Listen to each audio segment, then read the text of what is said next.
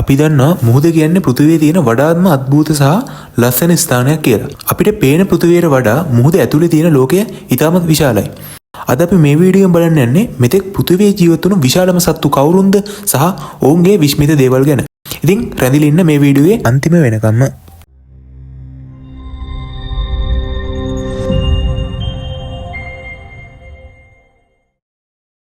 අංක 1 නිල්තල්මසා.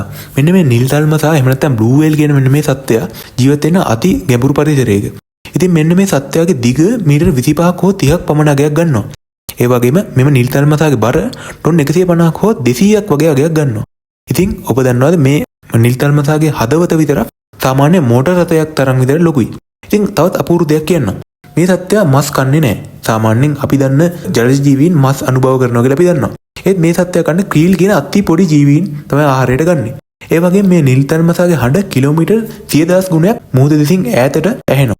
අංක 2 sperm wall. මෙන්න මේ ස්පර්ම් වෝල් කියන සත්වයා මීටර් 20ක් පමණ දිගින් යුක්ත වෙනවා. ඒ වගේම මේ සත්වයාට සාමාන්‍යයෙන් විශාල මොලයක් අන්තර්ගත වෙනවා. ඒ වගේම ගැඹුරට මීටර් 2000කටත් වඩා වැඩි ප්‍රමාණයක මේ සත්වයාට ජීවත් වීමේ හැකියාව තියෙනවා. ඉතින් මෙයාගේ ප්‍රධානම ආහාරය වෙන්නේ ජයන්ට් ස්ක්විඩ් කියන මුහුද ගැඹුරේ ජීවත් වෙන සතෙක්.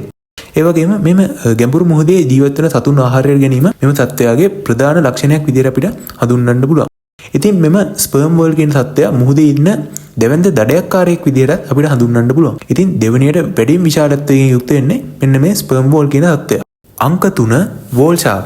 මෙන්න මේ වෝල් ෂාක් ගැන අපි හැමෝම අහලා තියෙනවා. ඉතින් මේ වෝල් ෂාක් කියන සත්වයා මීටර 12ක් 14ක් පමණ දිගින් යුක්ත වෙනවා. ඒ වගේම මිනිසුන්ට සම්පූර්ණ අනාරක්ෂිත සත්වයෙක් විදිහට මේ සත්වයා හඳුන්වලා තියෙනවා. ඉතින් මේ සත්වයාත් කන්නේ ප්ලාන්ට් කෝඩ් කියන ඉතා පොඩි ජීවියෙක්. ඉතින් මේ ෂාක් වුණත් මෙයා ඉතාමත් සමීප සත්වයෙක් විදිහට හඳුන්වන්න පුළුවන් මිනිසුන්ට. ඉතින් මේ සතාගේ භයානකකම කෙසේ වෙතත් මේ සතා ඉතාමත් අලංකාර ස්වරූපයෙන් යුක්ත වීම ඉතාමත් කැපී පෙනෙන ලක්ෂණයක් වෙනවා.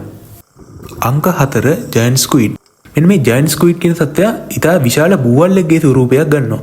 ඉතින් අපි බලලා තියෙන ළමා චිත්‍රපටි එහෙම නැත්නම් අපි බලලා තියෙන ෆිල්ම්ස් වල මෙන්න මේ වගේ සත්තු මුහුද ආශ්‍රිත නිර්මාණවලදී භාවිතා කරලා තියෙනවා. ඉතින් මේ ජයන්ට් ස්ක්විඩ් කියන සත්වයා මීටර 10ක් 13ක් පමණ විශාලත්වයෙන් යුක්ත වෙනවා. ඒ වගේම මේ සත්වයාගේ තියෙන විශාල ඇස් නිසා මේ සත්වයා ඉතාමත් භයංකාර පෙනුමක් අපිට ගෙනත් දෙනවා.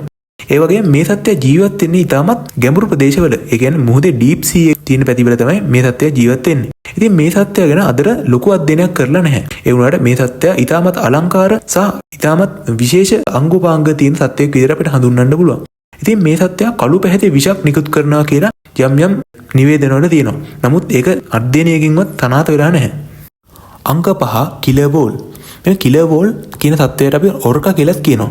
ඉතින් මේ කිලර් වෝල් කියන සත්වයා මීටර් 10ක් 11ක් පමණ විශාලත්වයකින් යුක්ත වෙනවා. ඉතින් මෙම සත්වයා දඩයම් කිරීමට කණ්ඩායම් වශයෙන් දීවරයන් මුහුදු යන බව සඳහන් වෙලා තියෙනවා. මෙම කිලර් වෝල් කියන සත්වයා ටොප් ප්‍රෙඩේටර් කියන නමින් හඳුන්වනවා.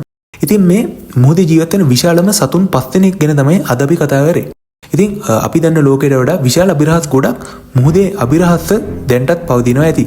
ඉතින් මේ වගේ විශාල සතුන් පෘථිවියේ ස්වභාවික සම්පතක් විදිහට අපිට හඳුන්වන්න පුළුවන්.